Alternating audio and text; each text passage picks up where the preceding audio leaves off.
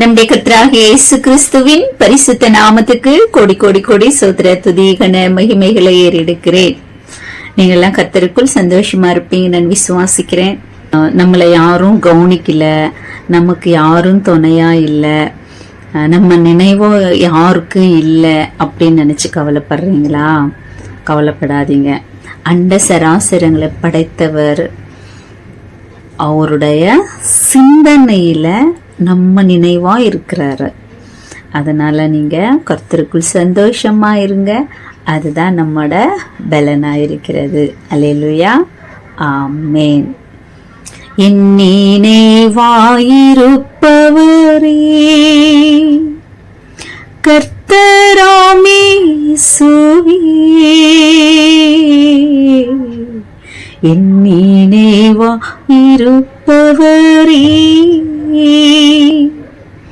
என் கர்த்தராம் இயேசுவே,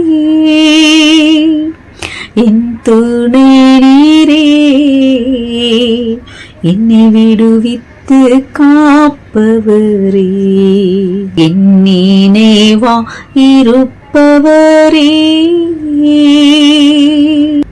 சிறுமையும் எளிமையான என்னை கண்ணோக்கி பார்ப்பவரே, சிறுமையும் எளிமையான என்னை கண்ணோக்கி பார்த்தவரே, என் வாழ்வில் செய்த அதிசயங்கள் எல்லாம் விவரிக்க முடியாதையா, என் நினைவாய் இருப்பவரே, என் கர்த்தராம் இயேசுவே, என் துணை நீரே, என்னை விடுவித்து காப்பவரே, என் நினைவாய் இருப்பவரே. அல்லேலூயா, ஆமென். யாரு நம்மளை நினைக்கிறாங்களோ இல்லையோ, ஏசப்பா எப்பவும் நம்ம நினைவாய், ஒரு சிந்தனையில நம்ம நினைவா இருக்காங்க. அல்லேலூயா, ஆமென். நம்ம மகிமையான வேத தியானத்தை நம்ம தியானிச்சுட்டு வந்துன்னு இருக்கோம். ரொம்ப மனமகிழ்ச்சியா இருக்கு வேதத்தை தியானிக்கும் போதுக்காக. ஆவியானவருக்கு கோடி கோடி சோதர துதி கன மகிமைகளை ஏறெடுக்கிறேன். நம்ம மத்தேயு 24 அதிகாரங்கள் ஆவியானவர் நமக்கு அழகா சொல்லி கொடுத்தாங்க இல்லைங்களா? அது பர்டிகுலரா நமக்காகவே, நம்மளோட ஜெனரேஷனுக்காகவே ஆவியானவர் நம்மள நினைவுல வைத்துட்டு தான் அங்க அந்த கேள்விய ஏசாப்பாட்ட கேட்க வச்சு, ஏசப்பா அங்க நமக்காகவே அத சொல்லி தராங்க சீடர்கிட்ட. அல்லேலூயா, ஆமென். அந்த காலகட்டத்துல என்னெல்லாம் ஏசப்பா சொன்னாங்களோ அந்த காலகட்டத்துல நம்ம வாழ்ந்துட்டு இருக்கிறோம். நம்ம ரொம்ப ரொம்ப ரொம்ப ரொம்ப பாக்கியசாலிகள். அல்லேலூயா, ஆமென். மத்திய ஆகாயத்துல ஏசப்பா 24 எல்லாம் எடுத்துக்கொள்ளப்படுதல், பகிரங்க வருகை பத்தி சொல்லியிருக்காங்க இல்லையா? ஆமா, ஒரு நொடியில, ஒரு நாழிகைனா செகண்ட், அந்த ஒரு செகண்ட்ல இருந்து ஒரு நிமிஷத்துக்குள்ள ஏசப்பா நம்மளை எடுத்துப்பாங்க. மத்திய ஆகாயத்துல அவங்க நம்மளை கூட்டிட்டு போவாங்க. எல்லாரும் நினைக்கிற மாதிரி அநேக ஊழியர்கள் கூட அப்படி நினைக்கிறாங்க. அது அப்படி என்ன நினைக்கிறாங்க அப்படின்னா, அந்த ஒரு நிமிஷத்துலதான் 6000 வருஷமா மரித்த பரிசுத்தவான்களையும் உயிரோட இருக்கிறவங்களையும் கர்த்தர் கூட்டிட்டு போவாங்கன்னு. அப்படி இல்லை. 2000 வருஷத்துக்கு முன்னாடி ஏசப்பா எப்படி மரித்து உயிரோட எழுந்தாங்களோ அவரோட கூட பரிசுத்தவான்கள் எழுந்தாங்க இல்லையா? அப்பல இருந்து இப்ப வரலையுமே எடுத்துக்கொள்ளப்படுதல் நடந்துட்டு இருக்கு. மரிக்கிற இயற்கையாய் மரிக்கிற பரிசுத்தவான்கள் எடுத்துக்கொள்ளப்படுகிறாங்க. அவங்க கல்லறையில இல்ல. கொல்லப்பட்டு இரத்த சாட்சியா மரிக்கிறாங்கல்ல, அவங்களும் எடுத்துக்கொள்ளப்படுறாங்க, கல்லறையில இல்ல. அதே மாதிரி எலியா மட்டும் இல்ல, ஏனோக்கு மட்டும் இல்ல, இப்பவும் எடுத்துக்கொள்ளப்படுதல் நடந்துட்டு இருக்கு. இயற்கை சீற்றத்து நடுவுல தப்பிக்க முடியாதவங்களை கர்த்தர் என்ன பண்றாங்க, இப்ப வரலையும் உயிரோடவே எடுத்துக்கிறாங்க. அது எப்ப முடியும் அப்படின்னா அந்த ஒரு நிமிஷத்துல முடிஞ்சிரும். அந்த ஒரு நிமிஷத்துல நம்ம உயிரோட இருக்கிற நம்மளும் போகும். அந்த ஒரு நிமிஷத்துல மரிக்கிறவர்கள் எடுத்துக்கொள்ளப்படுவாங்க. அதோட ரகசிய வருகை முடியுது. அல்லேலூயா, ஆமென். அதுல பங்கு பெறுறவர்கள் பாக்கியவான்கள் அப்படின்னு ஏசப்பா சொல்லியிருக்காங்க இல்லைங்களா? ஆமென். அப்போ ஏசப்பா நமக்கு 25ஆம் அதிகாரத்துல என்ன சொல்லி தராங்க அப்படின்னு சொல்லி கவனமா நம்ம கேட்கலாம். கேட்டு அதன்படி நடக்க நம்மளை அர்ப்பணிப்போம். அல்லேலூயா, ஆமென். மத்தேயு 25. அப்பொழுது பரலோக ராஜ்யம் தங்கள் தீவட்டிகளை பிடித்துக் கொண்டு மணவாளனுக்கு எதிர்கொண்டு போக புறப்பட்ட 10 கன்னிகைகளுக்கு ஒப்பாயிருக்கும். அவர்களில் 5 பேர் புத்தி உள்ளவர்களும் 5 பேர் புத்தி இல்லாதவர்களுமா இருந்தார்கள். இது 13 வரலையுமே இந்த காரியங்கள் இருக்கு. 10 கன்னிகைகளை குறித்து எல்லாருக்குமே நல்லா தெரியும். படிக்காமலே அப்படியே தியானிக்கலாம், உங்களுக்கு எல்லாம் தெரியும்ன்றதுனால. இப்ப ஏசப்பா 13ஆம் அதிகாரத்திலிருந்தே, மத்தேயு 13ஆம் அதிகாரத்திலிருந்தே ஸ்டார்ட் பண்ணிட்டாங்க. பரலோக ராஜ்யம் எப்படி இருக்கும், நம்ம எப்படி இருந்தா பரலோக ராஜ்யத்துல பங்கு பெறது மட்டும் இல்ல, அதிகாரங்களையும் பெறுவோம் நம்ம அப்படின்றதையும் அழகா ஒவ்வொரு அதிகாரமா நம்மளுக்கு சொல்லி கொடுத்துட்டு வந்திருக்காங்க இல்லைங்களா? இப்ப என்ன சொல்லி தராங்க அப்படின்னா, பரலோக ராஜ்யம் 10 கன்னிகைகளையே ஒப்பிட்டு பரலோக ராஜ்யத்துல எப்படி நம்ம இருப்போம், எப்படி இருந்தா போய் சேருவோம் அப்படின்றதையும் சொல்லி தராங்க. இவங்க மணவாட்டிகள் இல்ல, மணவாட்டிகளுக்காக செலக்ஷன் பண்ற கன்னிகைகள். மணவாட்டி அப்படின்றது சபைகளை குறிக்கும், நமக்கு நல்லா தெரியும் இல்லைங்களா? ஆமா. அப்போ இவங்க என்ன பண்றாங்க, 10 கன்னிகைகளும் தீவட்டிகளை எடுத்துட்டு கர்த்தருக்கா மணவாளனுக்காக காத்துட்டு இருக்காங்க. தீவட்டி அப்படின்றது அந்த காலத்துல தீவட்டினா விளக்கு இல்லைங்களா? இப்ப லேட்டஸ்டா சொல்லணும் அப்படி நம்ம சொல்லலாம் அப்படின்னாக்கா, நம்ம எல்லாருக்கும் தெரியுற மாதிரி இல்ல கேண்டில் கூட வச்சுக்கலாம் இல்லையா?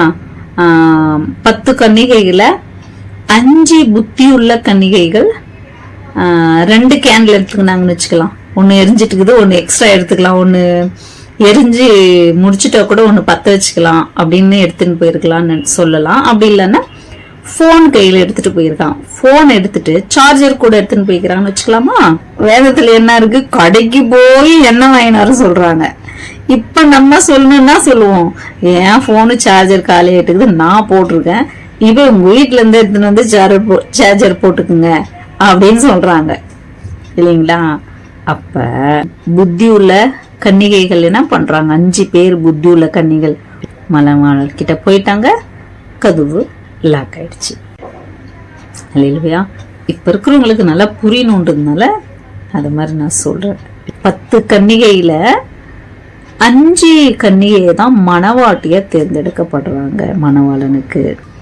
10 பேருமே ரட்சிக்கப்பட்டவங்க, 10 பேருமே அபிஷேகம் பெற்றவங்க, 10 பேருமே வரங்களை பெற்றவங்க, 10 பேருமே ஊழியம் செஞ்சவங்க, 10 பேருமே தேவனை நேசிச்சவங்க. ஆனா என்ன இல்ல, புத்தி இல்ல. என்ன புத்தி இல்ல? இயற்கையாவே தெரியும் இல்ல, ஒரு விளக்கு எடுத்துட்டு போனாலும் அதுக்கு என்ன இருந்தாதான் எரியும் அப்படின்னு தெரியணும். ஒரு கேன்ல பிடிச்சிட்டு போனாலும் ஒரு கேன்ல எரிஞ்சு முடிச்சுட்டாக்கா இன்னொரு கேன்ல எடுத்துன்னு போனாக்கா இன்னொன்னு பத்த வச்சுக்கலாம் அப்படின்ற ஒரு புத்தி இருக்கணும். ஒரு போன் எடுத்துட்டு போனாலும் போன் இருந்தா பத்தாது, சார்ஜர் இருந்தா தானே கம்மியானா போட்டுக்கும் சிக்னல். அவங்க நம்மள தயாரா இருக்கு சொல்றதுக்கு அவங்க போன் பண்ணுவாங்க. அப்பதான் நம்ம என்ன ஆக முடியும், ரெடி ஆக முடியும்ன்ற அந்த புத்தி இருக்கணும்ல. நமக்கு ஞானம், அறிவு, புத்தின்றது எந்த அளவுக்கு முக்கியம் பாருங்க, இல்லையா? அப்ப இந்த ஞானம், புத்தி எல்லாம் கர்த்தருக்கு பயப்படும் போதுதான் நமக்கு அதெல்லாம் வரும். துன்மார்க்கனுக்கும் மூடனுக்கும் அறிவு, ஞானம், புத்தினா என்னன்னே தெரியாதுங்க. அதெல்லாம் ஒரு நல்ல ஒரு அடையாளம் நமக்கு. அவங்க கர்த்தரோட இல்லை அப்படின்னா ஞானம், புத்தி இருக்காது அவங்களுக்கு.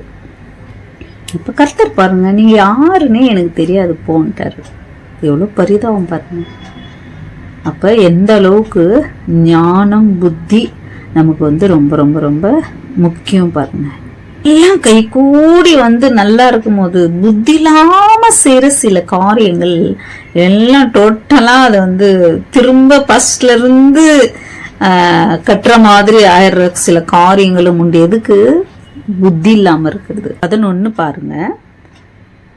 பின்பு மற்ற கன்னிகைகளும் ஆண்டவரே ஆண்டவரே எங்களுக்கு திறக்க வேண்டும் என்றார்கள். அதற்கு அவர், உங்களை அறியேன் என்று மெய்யாகவே உங்களுக்கு சொல்கிறேன் என்றார். மனுஷகுமாரன் வரும் நாளையாவது நாழிகையாவது நீங்கள் அறியாதிருக்கிறபடியினால் விழித்திருங்கள். இது மெயின். அதுதான், அவர் எப்போ வருவாருன்னு தெரியாது இல்லையா? அதனால விழித்திருங்க அப்படின்னா அலர்ட்டா இருங்க. நம்முடைய கை காலு என்ன வேலை செஞ்சுட்டு இருந்தாலும் நம்ம மைண்ட் எங்க தான் இருக்கணும்? மனவாளன் மேலேயே வாஞ்சியா இருக்கணும். அப்ப நம்மளுக்கு அந்த கனெக்ட் தெரியும் நமக்கு. அப்பதான் அந்த எக்கால சத்தம் நம்ம காதுக்கு கேட்கும். அந்த வைப்ரேஷன் நமக்கு தெரிய வரும். அவருடைய நினைவுகள், எண்ணங்கள் நமக்கும் அப்படியே இங்க நமக்கு தெரிய வரும். அவரோட கனெக்ட்ல இருந்தாதான். அதான் புத்தி உள்ள கன்னிகையின் அர்த்தம். இல்லையா? ஆமென். 14 பாருங்க. அன்றைய பரலோக ராஜ்யம். பிரதேசத்துக்கு பிரயாணமாய் போகிற ஒரு மனுஷன் தன் ஊழியக்காரர் அழைத்து தன் ஆஸ்திகளை அவர்கள் வசமாய் ஒப்பு கொடுத்தது போல் இருக்கிறது.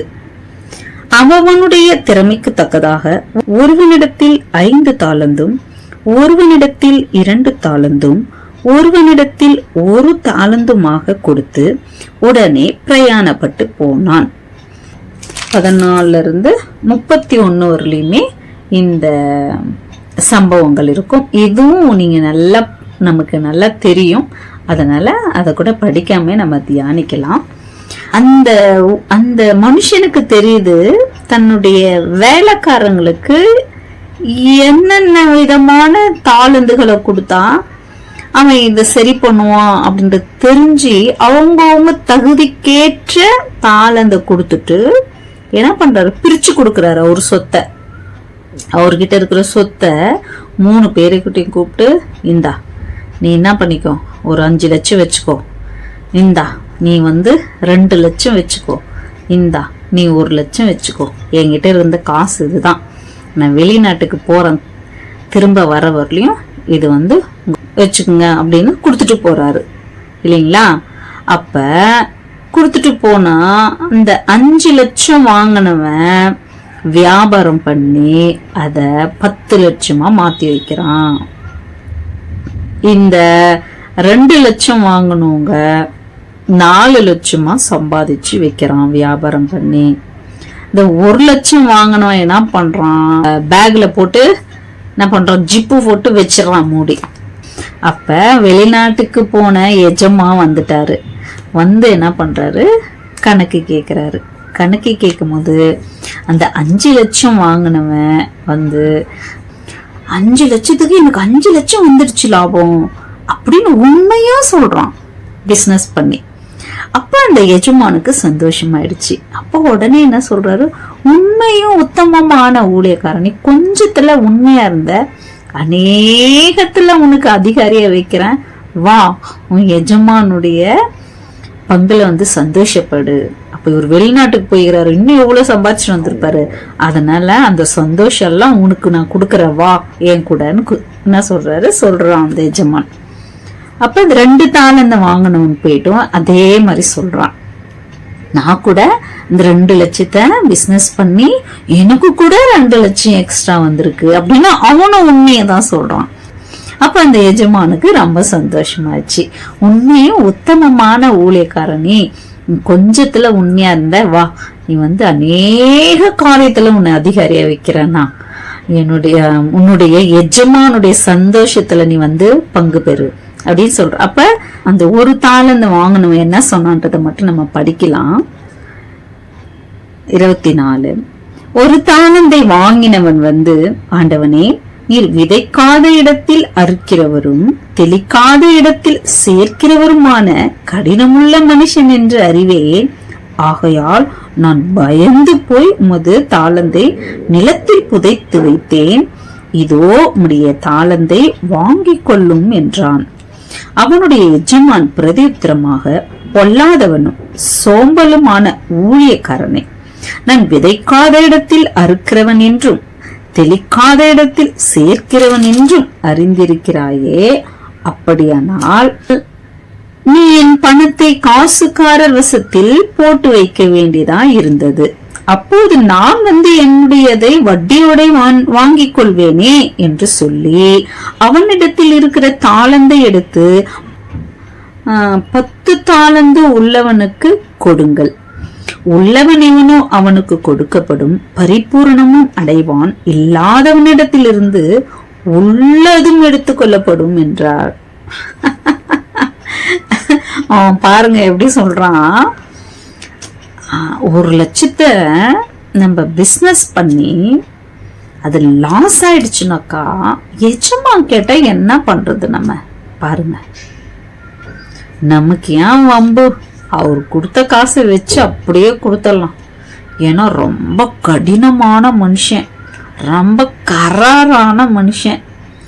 அதனால நம்ம எதனா செய்ய போயிட்டு அது ஏதாவது லாஸ் ஆயிட்டு காசு கேட்டு கொடுக்கலன்னா என்ன பண்ண முடியும் நம்ம? அதனால வேணாம்ப்பா, அப்படியே எடுத்து வச்சிருவோம்னு நினைக்கிறான். பாருங்க, எவ்வளோ ஒரு என்ன சொல்றது, சோம்பேறி தான். எதையுமே முயற்சி செய்யாம நம்மளுக்கு கர்த்தர் கொடுத்திருக்கிற ரட்சிப்பை அதுதான். இப்ப நம்மோட ரட்சிப்பை நம்ம ஆத்துமாக்கள் ஆதாயம் பண்ணணும். ஒண்ணு நம்ம ஊழியத்துல அதை நான் சொல்றேனே, அவங்க சாதாரண விசுவாசியா இருந்தாலும் மிக பெரிய பெரிய ஊழியங்கள் எந்த விதமான ஊழியமா இருந்தாலும் அதுல நம்ம செய்ய வேண்டியத உண்மையா உத்தமமா கொஞ்சத்திலேயே நம்ம கர்த்தருக்கு என்ன பண்ணும், உண்மையா ஊழியம் செய்யணும். அந்த ஆத்தும ஆதாயத்தை தான் கர்த்தர் இங்க பாக்குறாரு. கரெக்டா கேக்குறாரு எஜமான், நான் விதைக்காத இடத்துல யாராவது இருப்பாங்களா? அவன் எப்படி சொல்றான் பாருங்க. இவன் ஒரு சோம்பேறி, இவன் பொல்லாதவன். ஆனா எஜமான இவன் தப்பா பேசுறான். அதுக்குதான் எஜமான் சொல்றாரு, நான் விதைக்காத இடத்துல அறுக்கிறவன் அப்படின்னு உனக்கு தெரியுது இல்ல, அப்ப என் காசை எடுத்துன்னு போய் நீ பேங்க்ல போட வேண்டியது தானே. அவன் அந்த 1 லட்சத்துக்கு கேட்ட வட்டி நான் வரலையும் அவன் போட்டிருப்பானே, நான் எடுத்திருப்பேனே நானு.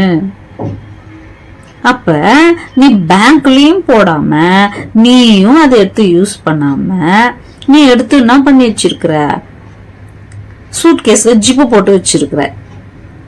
அத என்ன பண்றாரு அந்த எஜமான், என்ன பண்றாரு, அந்த 1 தாளந்தையும் அந்த 1 லட்சத்தையும் வாங்கி 10 லட்சம் உள்ளவங்கிட்ட என்ன பண்றாரு, கொடுக்கறாரு. பாருங்க, பிரயோஜனமற்ற ஊழியக்காரனாகிய இவனை புறம்பான இருளிலே தள்ளி போடுங்கள், அங்கே அழுகையும் பற்கடிப்பும் உண்டாயிருக்கும் என்றான். பரலோகத்துல அதிகாரியே ஆக முடியலனாலும் அவன் பரலோகத்தையாவது பங்கு பெற்றிருக்கலாம், ரட்சிப்பாவது இழந்திருக்காம இருக்கலாம். ஏன்னா அவனும் குழந்தை பிறக்கணும், இடம் வாங்கணும், வீடு வாங்கணும், இத மாதிரி ரட்சிக்கப்படுறாங்களே, அத மாதிரி ஆளுதான் இவங்க. இந்த முள்ளுல விழுற விதை, வழி அருகே விழுற விதை, பாறை மேல விழுற விதைகள் இருக்கிறாங்களா, அத மாதிரி ஆளுங்க இவங்கெல்லாம். அவங்கதான் என்ன பண்றாங்க, ரட்சிப்பை இழந்து போறத நம்ம பாக்குறோம் இல்லைங்களா. இவனே ரட்சிப்பை இழந்து நிக்கிறான், பரலோகத்துக்கு போக முடியாதுன்ற மாதிரி நமக்கு நல்லா தெரியுது இல்லைங்களா. அன்று மனுஷகுமாரன் தமது மகிமை பொருந்தினவராய் சகல பரிசுத்த தூதரோடு கூட வரும்போது தமது மகிமையுள்ள சிங்காசனத்தின் மேலே விற்றிருப்பார். அப்பொழுது சகல ஜனங்களும் அவருக்கு முன்பாக சேர்க்கப்படுவார்கள்.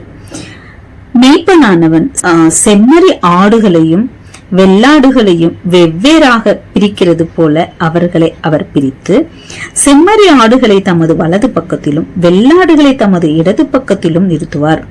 அப்பொழுது ராஜா தமது வலது பக்கத்தில் நிற்பவர்களை பார்த்து, வாருங்கள், என் பிதாவினால் ஆசீர்வதிக்கப்பட்டவர்களே, உலகம் உண்டானது முதல் உங்களுக்காக ஆயத்தம் பண்ணப்பட்டிருக்கிற ராஜ்யத்தை சுதந்தரித்துக் கொள்ளுங்கள் அப்படின்னு சொல்றாங்க. சொல்லிட்டு, பசியா இருந்தேன், எனக்கு போஜனம் கொடுத்தீர்கள், தாகமா இருந்தேன், என் தாகத்தை தீர்த்தீர்கள், அந்நியனா இருந்தேன், என்னை சேர்த்து கொண்டீர்கள், வஸ்திரம் இல்லாதவனா இருந்தேன், எனக்கு வஸ்திரத்தை கொடுத்தீர்கள், வியாதி உள்ளவனா இருந்தேன், என்னை விசாரிக்க வந்தீர்கள், காவலில் இருந்தேன், என்னை பார்க்க வந்தீர்கள் என்பார். அப்போது நீதிமான்கள் அவருக்கு பிரதியுத்தரமாக, ஆண்டவரே, நாங்கள் எப்போது உம்மை பசி உள்ளவராக கண்டு உமக்கு போஜனம் கொடுத்தோம், எப்போது உம்மை தாகமுள்ளவராக கண்டு உம்முடைய தாகத்தை தீர்த்தோம், எப்போது உம்மை அந்நியராக கண்டு உம்மை சேர்த்து கொண்டோம், எப்பொழுது உம்மை வஸ்திரம் இல்லாதவராக கண்டு உமக்கு வஸ்திரம் கொடுத்தோம்,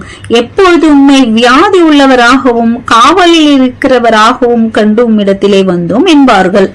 அதற்கு ராஜா பிரதியுத்தரமாக, மிகவும் சிறியராகிய என் சகோதரரான இவர்களில் ஒருவனுக்கு நீங்கள் எதை செய்தீர்களோ அதை எனக்கே செய்தீர்கள் என்று மெய்யாகவே உங்களுக்கு சொல்கிறேன் என்பார். அல்லேலூயா, ஆமென். மகிமையான காரியங்க நடக்குது. இது அதான் உலக முடிந்து நியாய தீர்ப்பு நடக்குது இல்லைங்களா? அப்ப நடக்கிற காரியங்கள் இது. வெள்ளாடு செம்மறியாடா வலது பக்கம் இடது பக்கம் என்ன பண்றாங்க, கர்த்தரை பிரிச்சுட்டு என்ன பண்றாங்க, ஒவ்வொருத்தரையும் நீதிமான்களையும் நியாயக்காரரையும் என்ன பண்றாங்க, பிரிச்சு வச்சிருக்காங்க. நீதிமான்களை பார்த்து சொல்றாரு, நான் பசியா இருந்தேன், நான் தாகமா இருந்தேன், நான் வஸ்திரம் இல்லாம இருந்தேன், நான் வியாதியில இருந்தேன், நான் காவல்ல இருந்தேன், நான் அந்நியனை போல இருந்தேன், எல்லாராலையும் தள்ளப்பட்டு, அப்பெல்லாம் எனக்கு நீங்க சகாயம் செஞ்சீங்க.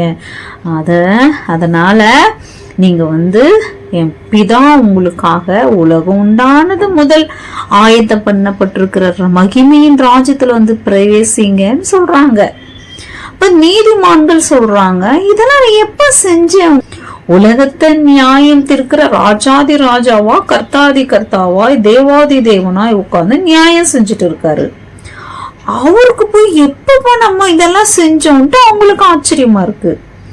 அப்ப கர்த்தர் சொல்றாரு, என் சகோதரரில் சிறியவனாகிய ஒருவனுக்கு நீங்க என்னெல்லாம் செஞ்சீங்களோ அதெல்லாம் எனக்கே செஞ்சீங்கன்றார். பாருங்களேன், புரியுதுங்களா?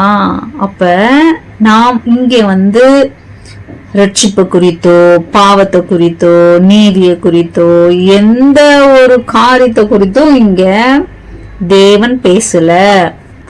நன்மை செஞ்சவங்களை குறித்து தான் இந்த இடத்துல பேசுறாரு. தேவனுடைய பிள்ளைகள் எச்சரிக்கையா இதை நீங்க கேட்கணும்.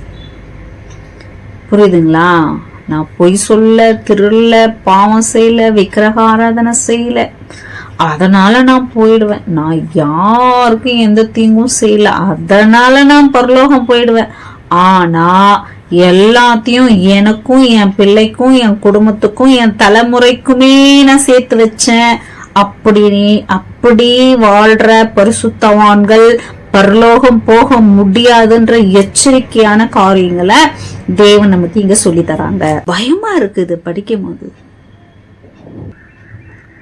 ரட்சிக்கப்பட்டுட்டா போயிடுவோமா? ஊழியம் செஞ்சா போயிடுவோமா? வரந்தால் அந்த அபிஷேகம் ஆராதனை உலகம் முழுதும் நம்மள தெரிஞ்சுட்டா போயிடுவோமா? இனிமேலாவது நம்ம என்ன பண்ணோம், அவங்களுக்கு தகுதியா என்ன நம்மளால செய்ய முடியும் தேவனுடைய பிள்ளைகளுக்கு. அதனால சோம்பேறிங்களுக்கு அது பாத்திரம் அறிந்து பிச்சை போடுன்னு சொல்லுவாங்க பழமொழி இல்லைங்களா?